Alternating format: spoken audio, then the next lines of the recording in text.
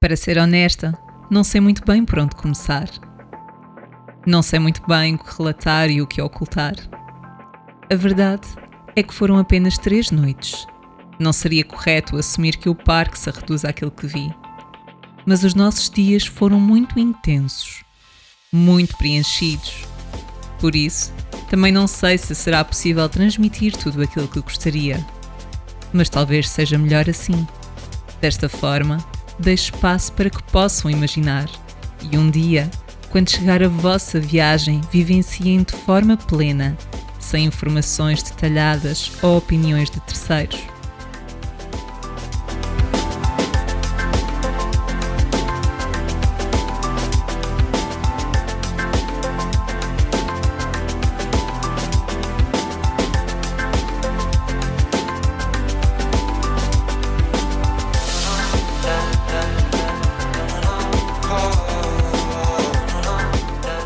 Como opiniões são opiniões, não irei falar sobre quantos dias alocar este parque. Deixo apenas a indicação de que é muito grande e com muitos pontos de interesse. Se quiseres fazer o percurso da base das torres, tem em conta que nesse dia será a única, e passa a expressão entre aspas, a única coisa que irás fazer. É um trajeto de aproximadamente 20 km de intensidade média a elevada. Se quiseres saber mais sobre este trilho, não deixes de ver este vídeo até ao fim. Para já, irei falar-vos de outra experiência que me encheu o coração: observação de pumas. Não é novidade que eu e o Alexandre somos amantes da vida animal.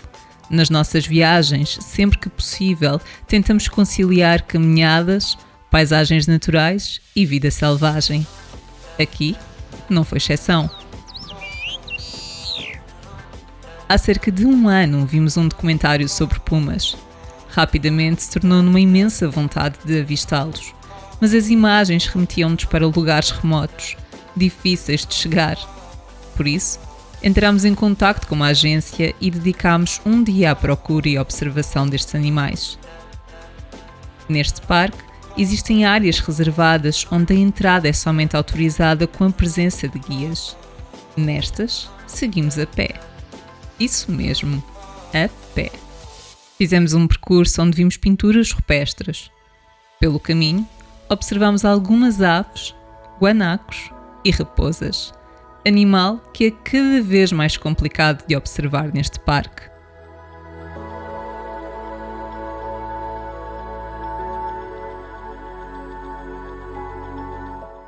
Regressámos ao carro. Minutos depois, foi-nos dito para sairmos. O guia sabia que estava uma mãe puma com as suas 2 crias perto de um arbusto. Foi a primeira vez que estive perto de um grande felino a pé. Não tinha imaginado nada disto. Queria contemplar e ao mesmo tempo queria manter alguma distância.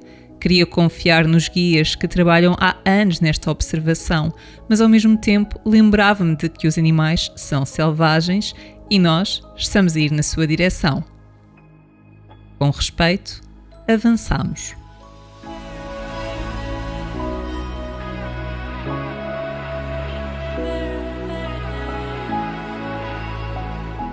A atividade tinha começado às 4h30 da manhã e o corpo já pedia café.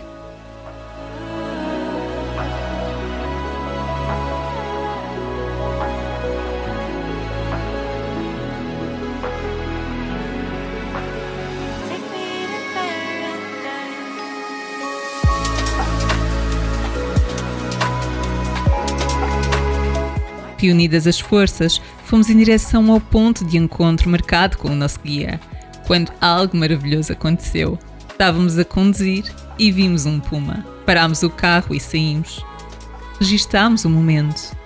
Não incentivo ninguém a fazê-lo, mas foi maravilhoso. O puma atravessou a estrada mesmo à nossa frente, de forma descontraída. Um momento único. Terminámos o dia com a observação de algumas aves.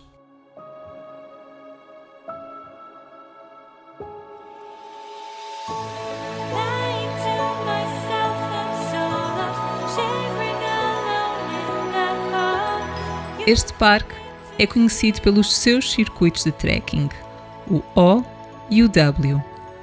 Como existe uma enorme procura, programa atempadamente os campings onde irás dormir. Tem em conta que a ideia é andares com o teu material de campismo às costas nas várias fases do circuito. Mas fica descansado. Os campings estão posicionados em locais estratégicos para que não necessites de carregar o teu material até aos pontos mais altos, onde se encontram alguns dos miradouros. Para quem não quer fazer estes circuitos, é possível fazer caminhadas de um dia. O trekking para a base das torres é provavelmente o mais procurado dentro do Parque Torres del Paine. É aconselhado começar a caminhada antes das 11, pois a partir das 3 da tarde não é permitido fazer o último quilómetro. Se não estiveres a dormir dentro do parque, é possível apanhares um autocarro de madrugada em Puerto Natales para fazeres esta caminhada de dia inteiro. Como referido anteriormente, para quem não acampa ao longo deste percurso, terá de fazer aproximadamente 20 km de intensidade média a elevada. Logo nos primeiros quilómetros, enfrentamos uma subida, que apesar de não ser muito íngreme, parece interminável. Está plano. Está plano. Está super plano. Não percebo. A parte boa. Sabemos que o regresso será menos duro, pelo menos nesta zona. Começámos o trilho com nevoeiro, mas desta vez estávamos determinados a chegar à lagoa. Não seria como no Fitzroy na Argentina. Em relação às minhas vertigens, tudo tranquilo. Houve ali uma zona no setor francês onde o percurso é ligeiramente apertado, mas não tive muito tempo para pensar. Bom, tive algum, mas também tive o Alexandre do meu lado. Está a nevar.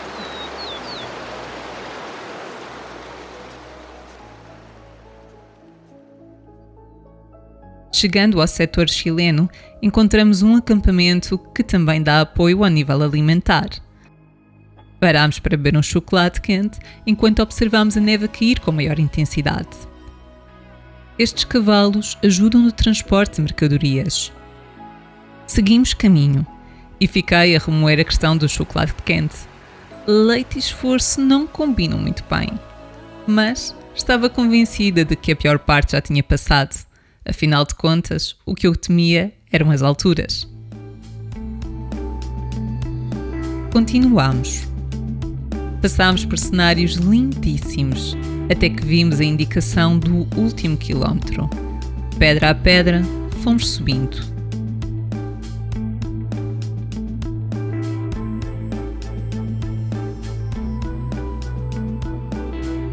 Fomos gerindo o nosso cansaço e respirando. Está plano.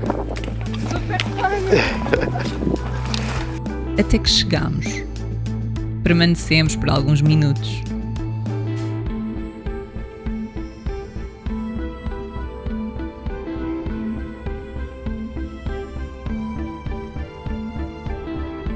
E depois demos início à descida. Este parque permite-nos explorar de diferentes formas, conduzindo e ir parando em diferentes miradouros, fazendo caminhadas curtas ou longas, fazendo a observação de animais. É um parque repleto de recantos. No último dia, a caminho de Puerto Natales, parámos na Cueva del Milodón. Este era uma espécie de preguiça gigante que viveu nesta região há cerca de 10 mil anos. A gruta conta com cerca de 30 metros de altura e mais de 200 de profundidade. Neste espaço, que conta com um caminho marcado, é possível ler sobre alguns animais e presença humana que habitaram em tempos esta região. Em Puerto Natales, tivemos a oportunidade para descansar o resto do dia, fazermos um balanço das 3 noites passadas no Parque Torres del Paine e reunir forças para os últimos dias de viagem na capital da Argentina, em Buenos Aires. Por isso, Não te esqueças de subscrever o canal e ativar as notificações para não perderes o próximo episódio. Obrigada e até lá!